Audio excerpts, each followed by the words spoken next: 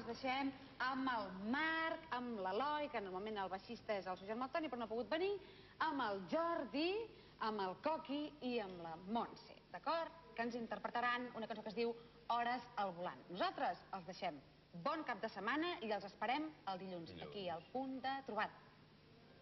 Adéu.